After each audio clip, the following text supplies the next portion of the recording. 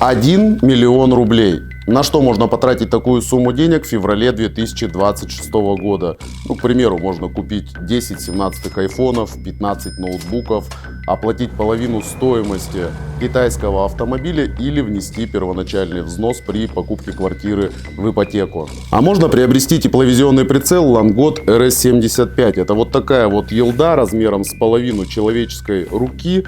Внутри установлена матрица 1240 на 1024, только представь себе будущее уже здесь и сейчас, и прицел с такой матрицей в свободном гражданском использовании.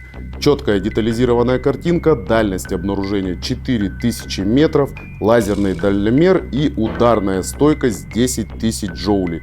Все эти характеристики позволяют установить прицел на крупный калибр. Полноценный видеообзор устройства ты можешь посмотреть в наших социальных сетях. Подпишись, чтобы не пропустить.